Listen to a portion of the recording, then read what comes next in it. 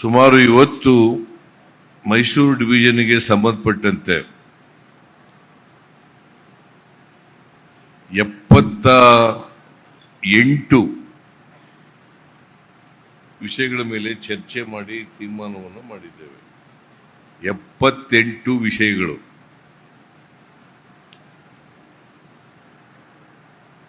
ಸುಮಾರು ಗುಲ್ಬರ್ಗ ವಿಭಾಗದಲ್ಲಿ 56 ವಿಷಯಗಳ ಮೇಲೆ ತೀರ್ಮಾನವನ್ನು ತಗೊಂಡಿದ್ದು. ಇಲ್ಲಿ 78 ವಿಷಯಗಳ ಮೇಲೆ ತೀರ್ಮಾನವನ್ನು ತಗೊಂಡಿದ್ದೀವಿ. ಜೊತೆಗೆ ಸುಮಾರು 3,647 ಕೋಟಿ 62 ಲಕ್ಷ 3,647 ಕೋಟಿ 62 ಲಕ್ಷ ರೂಪಾಯಿಗಳಷ್ಟು ಇವತ್ತಿನ ಕ್ಯಾಬಿನೆಟ್ ಸಭೆಯಲ್ಲಿ ತೀರ್ಮಾನಗಳನ್ನು ಮಾಡಿದ್ದೇವೆ,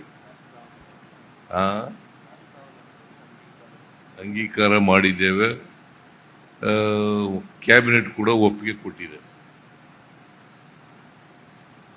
PWD ಇಲಾಖೆ ಸಂಬಂಧಪಟ್ಟಂತೆ ನೀರಾವರಿ, ಮೇಜರ್ ಮೀಡಿಯಂ ಇರಿಗೇಷನ್ನು ಮತ್ತು ಮೈನರ್ ಇರಿಗೇಷನ್, ಸಣ್ಣ ನೀರಾವರಿ ಇಲಾಖೆಗೆ ಸಂಬಂಧಪಟ್ಟಂತೆ, ಆಮೇಲೆ ಇಂಧನ ಇಲಾಖೆಗೆ ಸಂಬಂಧಪಟ್ಟಂತೆ, ಆರೋಗ್ಯ ಇಲಾಖೆಗೆ ಸಂಬಂಧಪಟ್ಟಂತೆ, ಗ್ರಾಮೀಣಾಭಿವೃದ್ಧಿ ಇಲಾಖೆಗೆ ಸಂಬಂಧಪಟ್ಟಂತೆ, ಕೆರೆಗಳನ್ನ ನೀರು ತುಂಬಿಸ್ತಕ್ಕಂಥ ಕಾರ್ಯಕ್ರಮಗಳನ್ನ ಮಾಡ್ತಕ್ಕಂಥದ್ದು, ಟ್ರೈಬಲ್ ಡೆವಲಪ್ಮೆಂಟ್ ಮತ್ತೆ ಟ್ರೈಬಲ್ ಹಳ್ಳಿಗಳಿಗೆ ಅಲ್ಲಿ ರಸ್ತೆಗಳನ್ನು ಮಾಡಿಕೊಡ್ತಕ್ಕಂಥ ಕೆಲಸವನ್ನು ಮಾಡಿದ್ದೇವೆ.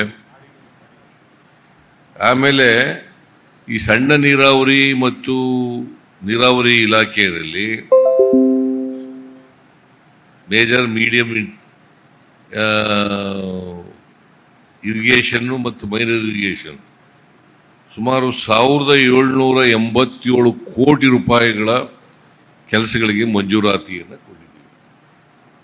1,787. ಆಮೇಲೆ ಪರಿಶಿಷ್ಟ ಪಂಗಡದ ಜನರು ವಾಸಿಸುವ ಪ್ರದೇಶಗಳ ಅಭಿವೃದ್ಧಿಗಾಗಿ ಪ್ರಮುಖವಾಗಿ 4 ವಿಷಯಗಳಿಗೆ 203 ಕೋಟಿ ರೂಪಾಯಿಗಳನ್ನು ವಿನಿಯೋಗಿಸಿ ಅವರ ಕೇರಿಗಳಿಗೆ ಅಭಿವೃದ್ಧಿಪಡಿಸ್ತಕ್ಕಂಥ ಕೆಲಸವನ್ನು ಮಾಡಿದ್ದೀವಿ. ಆಮೇಲೆ ಈ ಮಾನವ ಆನೆ ಸಂಘರ್ಷ ಇದೆಯಲ್ಲ, ಅರಣ್ಯ ಇಲಾಖೆದು, ಅದಕ್ಕೆ 210 ಕೋಟಿ ರೂಪಾಯಿಗಳನ್ನು ಒದಗಿಸ್ಕೊಟ್ಟಿದ್ದೀವಿ. ಇದನ್ನ ಎಂಥದ್ದು ಇದಕ್ಕೆ ರೈಲ್ವೆ ಬ್ಯಾರಿಕೇಡ್ ಅದನ್ನು ಮಾಡತಕ್ಕಂಥ ಕೆಲಸವನ್ನು ಮಾಡಿಕೊಟ್ಟಿದ್ದೀವಿ. 210 ಕೋಟಿ ಈ ಜಿಲ್ಲೆ, ಚಾಮರಾಜನಗರ ಜಿಲ್ಲೆ. ಆಮೇಲೆ ಕುಡಿಯ ನೀರಿನ ಯೋಜನೆಗಳಿಗಾಗಿ 315 ಕೋಟಿ ರೂಪಾಯಿಗಳ ಕೊಟ್ಟಿದ್ದೀವಿ. 315 ಕೋಟಿ ರೂಪಾಯಿಗಳು. ಈ ಜಿಲ್ಲೆಗಳ ಆರೋಗ್ಯ ಸುಧಾರಣೆಗೆ 228 ಕೋಟಿ ರೂಪಾಯಿಗಳಷ್ಟು ಒದಗಿಸಲು ತೀರ್ಮಾನಿಸಲಾಗಿದೆ.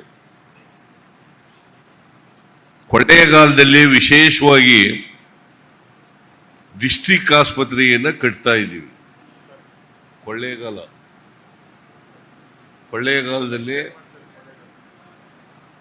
ಚಾಮರಾಜನಗರದಲ್ಲಿ ಮೆಡಿಕಲ್ ಕಾಲೇಜ್ ಇರೋದ್ರಿಂದ, ಅಲ್ಲಿ ಆಸ್ಪತ್ರೆ ಇರೋದ್ರಿಂದ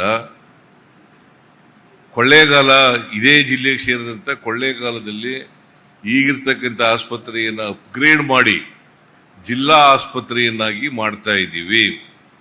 250 ಬೆಡೆಡ್ ಹಾಸ್ಪಿಟಲ್, 250 ಬೆಡೆಡ್ ಹಾಸ್ಪಿಟಲ್ ಅದನ್ನು ಕೂಡ ಮಾಡ್ತಾ ಇದ್ದೀವಿ.